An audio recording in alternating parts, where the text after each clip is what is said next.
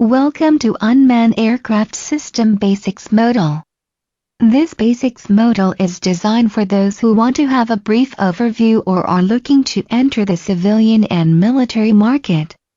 Throughout the lecture, we will try to understand some of the concepts and the terminology of unmanned aircraft systems. These are the items that we will cover one after the other. We will see how the International Organization for Aeronautics define the basic terms for unmanned aircraft systems, also known as UAS. We will deal with some stereotypes related to UAV pilots and how accurately the thoughts reflect reality. Afterwards, we will present the different possibilities of categorizing unmanned aircraft systems, go over the communication structure, as to how the data flow is managed between the different control and computing stations, and finish it with the explanation on the different types of operation. According to the ICAO, the International Organization for Aeronautics, an unmanned aerial vehicle, also known as UAV, is a powered aerial vehicle that does not carry a human operator. It uses aerodynamic forces to provide vehicle lift, and can fly autonomously or be piloted remotely. It can be expendable or recoverable, and can carry a lethal or non-lethal payload. A subset of an unmanned aerial vehicle is the RPA, the remotely piloted aircraft. The aircraft is controlled from a remote pilot station. The UAV family also includes the UCAV, the unmanned combat aerial vehicle, that usually carries aircraft ordnance such as missiles. These drones are generally under real-time human control, with different levels of autonomy. So what do we really think of these unmanned aircrafts and its pilots? As you can see, those images very recent, epitomize the widely held stereotype, up to this day. They are entirely exaggerated, but some of their elements may be true. On this slide, we see a more fitting view on how operators look like today. They all look different, but have the common job in controlling and maintaining their unmanned aircraft vehicles. What are the main features of UAS? The main features of an unmanned aircraft system consists of the following parts. Firstly, we have the UA, the unmanned aircraft itself. The term drone, more widely used by the public, was coined in reference to the resemblance of navigations and loud and regular motor sounds of old military unmanned aircraft in relation to the male bee. Secondly, we have the command and control link part, that transfers commands between the ground control station and the vehicle. Commands are used to correct path failures, to send new path information or to instruct the aircraft to land or take off. Depending on the system, there are different kinds of equipment that either support the mission or simplify different actions. Some UAVs, where there is no runway for takeoff, can be launched using a trailer with a catapult specifically designed for it. Those are called support equipment. Last but not least, we have the ground control station. The ground control station can either be portable or stationary. It can be as small as a suitcase, as big as a container, or a facility, depending on the mission. From there, the UAV can be monitored and controlled. UA platforms typically fall into one of the following four categories. Fixed-wing UA, which refer to unmanned airplanes that require a runway to take off and land, or catapult launching. These generally have long endurance and can fly at high cruising speeds. Rotary wing UA, also called rotorcraft UAVs or VTOL, vertical takeoff and landing UAVs, which have the advantages of hovering capability and high maneuverability. These capabilities are useful for many robotic missions, especially in civilian applications. A rotorcraft UAV may have different configurations, with main and tail rotors, conventional helicopter, coaxial rotors, tandem rotors, multi-rotors, etc. Blimps, also known as non-rigid airships, are vehicles without an internal structural framework or keel. Unlike semi-rigid and rigid airships, blimps rely on the pressure of the lifting gas, usually helium, rather than hydrogen. They have long endurance, fly at low speeds, and generally are large in size. Flapping wing UAVs of this family can either have small and flexible wings, with differential behavior, as seen with flying insects and birds, or some other hybrid convertible compositions, where the aircraft can take off vertically or horizontally by tilting its rotors or whole body in the right direction. The central tenet of the unmanned aircraft system is that the operator is removed from the cockpit.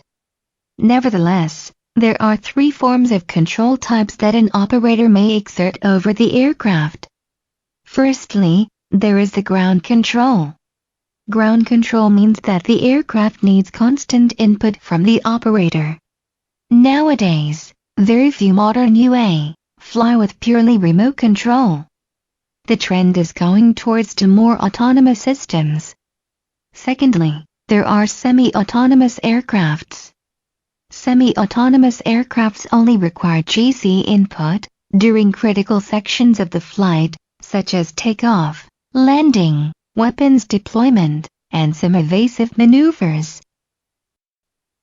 The operator only needs to take full control of the aircraft during pre-flight, takeoff, landing, and when operating near base. Once airborne, the autopilot function can be engaged, and the aircraft will follow a set of pre-programmed waypoints. Finally, there are the fully autonomous aircrafts. Autonomous flights require no human input in order for it to carry out objectives. It is able to monitor and assess its health, configuration, and status by its own. Fully autonomous aircrafts follow pre-programmed flight paths without interference for almost all the mission. Because of unmanned aircraft systems replacing human presence, they are most suitable for the usage in various scenarios. Initially, they can be used for all kinds of different purposes. As for military operations, you can provide battlefield intelligence and combat capabilities for high-risk missions. On the civilian market, you can use an unmanned aircraft for search and rescue scenarios, for security, agriculture, cargo delivery, and journalism. This table shows another possibility of categorizing unmanned aircrafts, starting with smaller ones, with less than 150 kilos, lower operating altitude, mission radius, and battery life. They are used for operations in urban environments, diverse civilian purposes, or by mobile battle groups. Going up the scale, we have the TUAVs, tactical UAVs, which are still smaller and operate within simpler systems. They have a range of order up 10,000 feet. The TUAV family also includes the close-range UAVs, used by mobile army battle groups, for other military naval operations, and for diverse civilian purposes, including roles as reconnaissance, target designation, NBC monitoring, airfield security, ship-to-shore surveillance, power line inspection, crop spraying, and traffic monitoring. Exceeding those mentioned UAVs, we have the MALE, medium-altitude long-endurance, and HALE, high-altitude long-endurance UAVs. The MALE is usually operated by air forces from fixed bases, for carrying out extremely long-range reconnaissance and surveillance missions. The HALE can be operated at much higher altitude, up to 65,000 feet, and transglobal. Its role is similar to the MALE system.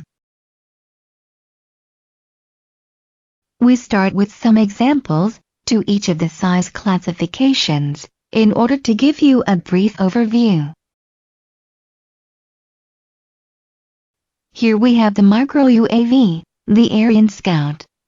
The Scout is made by Ariane Labs in Canada, and weighed about 3 pounds. It is ground VTOL, vertical takeoff and land, or can be launched by hand. It belongs to the quadrocopter family. That means that it has 4 independent electric engines with rotors. The main problem on those micro UAVs is that they have a very low battery life, approximately 25 minutes endurance. They have a short-range visual line-of-sight system, and can reach an altitude up to about 50 feet. The whole kit will cost you just about $150,000, and you get a changeable payload of infrared high-definition sensor. That is a complete set of components. A whole kit for about $150,000 will get you. Those are costly high-end components. You will get 1 aerial vehicle, 4 packs of batteries that can be easily swapped in and out, and a charger. Each one of those battery packs will last for about 25 minutes. The system runs purely on a Wi-Fi system, which is attached to your controller, your mobile ground control station. The included payload is a 3-axis stabilized still image camera that can be rotated using the ground control unit independently from the actual position of the vehicle. The payload is also easily interchangeable. On this short video, you can see the assembly of an Ariane Scout, how the payload and batteries are switched, and the vehicle is controlled.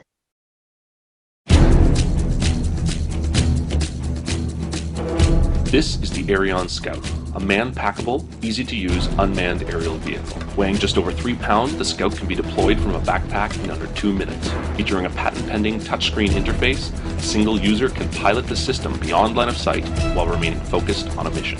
With only 4 moving parts and a ruggedized all-weather design, it can be assembled without tools. With a suite of gyro-stabilized payload options, cameras snap into place, allowing the vehicle to be quickly reconfigured for day or nighttime operations. The Scout's networked architecture features encrypted communication, control, and storage. The geo-targeted camera automatically tracks a subject. Its impressive specs include a 3-kilometer range, ground speeds of 50 kilometers per hour, and an 80 kilometer per hour world-leading wind gust capability, making the Scout the platform of choice for tactical intelligence operations.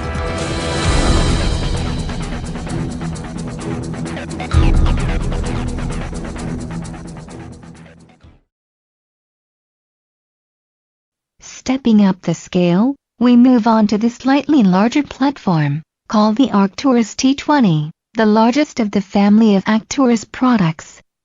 They are very popular and simple to use. They weigh about 175 pounds, and can carry a payload up to 60 pounds. The unmanned vehicle is rail-launched, and lands on its belly. For that purpose, the body is made of a carbon fiber. Scrapping on the grass should not be a problem. To get it airborne, there is a small piston engine, allowing the vehicle an enormous endurance of about 16 hours. It is a visual line-of-sight system, and is designed to operate in the local area, using an internal ground control station, rather than standing outside. The complete system will cost you about $1 million. As you decide to get your own Arcturus T20 kit, this is what you should find. 2 aircraft vehicles, probably with wings removed. A high-end turret-like payload, which can be retracted for landing the vehicle on its belly, without damaging the payload. There is 1 C-band GDT, a ground station terminal, that is basically the data link communication for ranges, up to 50 nautical miles. As support equipment, you will get a catapult launcher, and a net, for landing the vehicle. For the ground control station, you will need a minimum of 1 IP, an internal pilot, and 1 EP, an external pilot, which will be explained in more detail later. On this short video, you will see the assembly of an Arcturus T20, how it is being launched, controlled and also landed.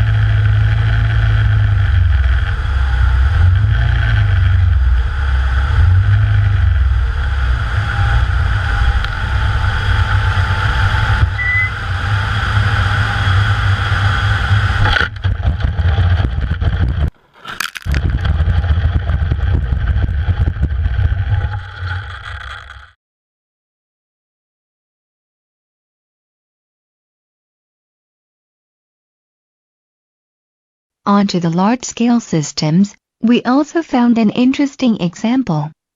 Let us have a look. Here we have one of the largest unmanned aircraft systems used globally. The RQ-9A Predator B. The Predator is made by the General Atomics Aeronautical Systems at California, and weighs about 10,000 pounds. At the moment, it is used by the U.S. Coast Guard and the Italian Air Force. Because of its size, it is runway launched and landed, and is also treated like any other aircraft. It has a turboprop engine, which gives you a 20 hours lasting endurance. This system is not restricted for any line-of-sight missions. You are flying the unit pretty much anywhere in the world. The communication, control and data link connection can be established over a satellite link, or multiple stacked radar towers on land. The whole system will cost you about $155 million. The Predator kit normally consists of the following components. You will get 4 unmanned vehicles, a pretty expensive high-end payload, the MTS Bravo, an electro-optic infrared low-light television turret unit, which has a laser ranging designator. The TSAR, Tactical Synthetic Aperture Radar, is also included. It has a number of data link possibilities. Firstly, we have the C-band communication link, which is used for close-in work, for takeoff or landing. Secondly, we have the Ku-band communication link, which allows you to take the mission beyond line of sight. As for the ground control station, you will get an internal ground control station, seats for the internal pilot and sensor operator. In this short video, you will get a feel for the scale, the size and airfield moving characteristics of the Predator. Basically, you will see that it operates in an identical manner to manned aircrafts, with its taxi takeoffs and air traffic control clearances.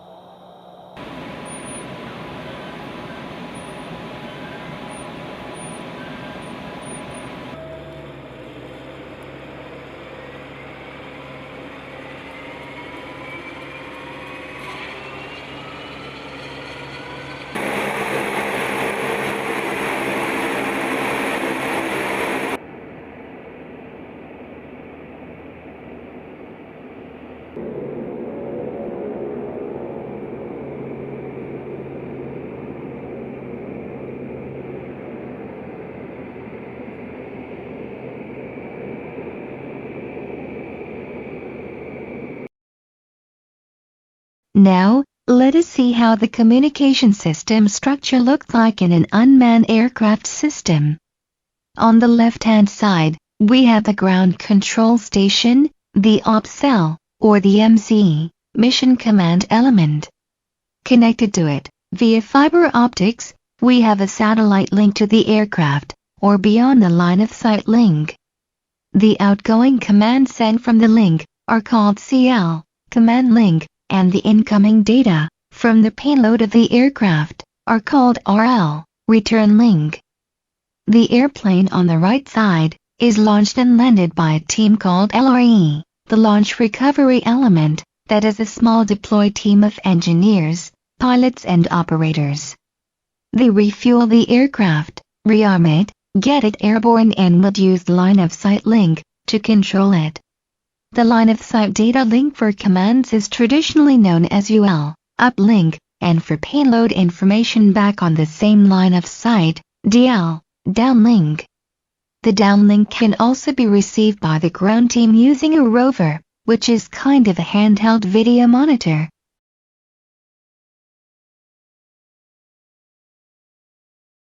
As mentioned before, let us look at the difference between the external and internal pilots.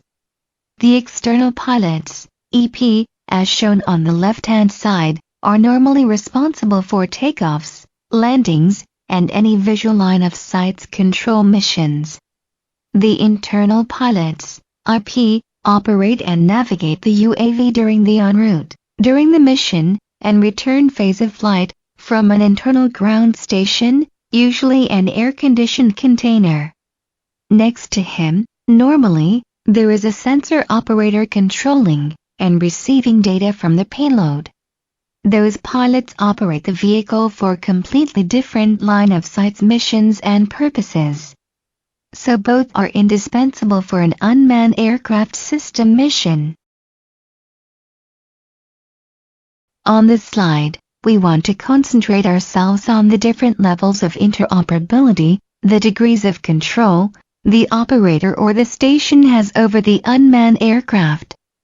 On level 1, you receive the payload data of the UAS in a roundabout, delivered over from the op cell. Because if the data is sent to you, you obviously do not have control over the vehicle. The only difference at level 2 is that you receive the data directly from the UAV, such as a ground crew holding a RVT, a remote video terminal. With level 3, you are able to control the payload of the UAV. The sensor operator in the internal GCS normally operates on this level. He can move the payload either by point and click on a map, or joystick in any direction. At level 4, you will get full access to the controls of the UAV, commanding it during flight. Generally, this level of control is without the takeoff and landing phase. With the final level 5, you will have all of the above mentioned, as well as the ability to take off and land the aircraft, full control of the unmanned vehicle. With the control levels in mind, we have to define the different operation ranges. For unmanned aircraft vehicles, there are a lot of regulations about the ranges taken into account. The most common range is called visual line of sight. That means that the aircraft needs to be in visual line of sight at all times, without the aid of binoculars, telescopes, etc. The maximum visual line of sight is typically set within 400 feet vertically and 500 meters horizontally. Going up the scale, we have the radar line of sight system, or RLOS. This is clearly where we are going outside of the regulations, where the concept of operations are completely different. A radar line of sight range operation is even be considered normal, in some respects, up to 50 kilometers distance. The maximum radar line of sight in altitude can be easily calculated with the radar horizon range, given here by the RHR formula. You can also extend the range by placing towers in between the aircraft and the sending radar dish. These tactical systems are basically a full-up intel surveillance reconnaissance platform, used to support troops, firefighters, all within the radar line of sight range. The most extreme of all line of sight systems is known as BLOS, Beyond Line of Sight. There are two ways this can go ahead, and the predominant method is by using a satellite communications link to send and receive. The other more complicated way is to send the commands and data over a radio relay weight link and put in UAV with the right capabilities and antennas in between to relay the incoming and outgoing data of one UAV to another. On most beyond line of sight like missions, we usually have a separation between the launch and mission element. We have to deal with complexities of handovers, frequency allocations and managements. On this short video, you will see an example to a beyond line of sight system, or more specifically, a radar line of sight, used by a company.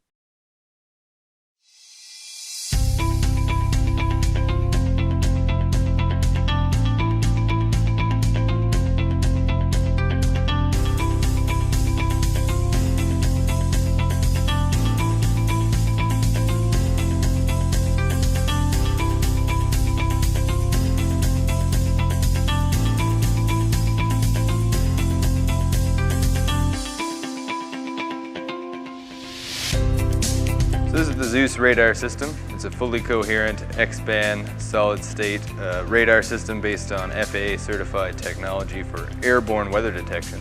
Here at Seamatica we've adapted it for ground-based sense and avoid use. So we've created advanced signal processing algorithms to process the data in real time and show any intruding aircraft on a easy-to-read PPI style display.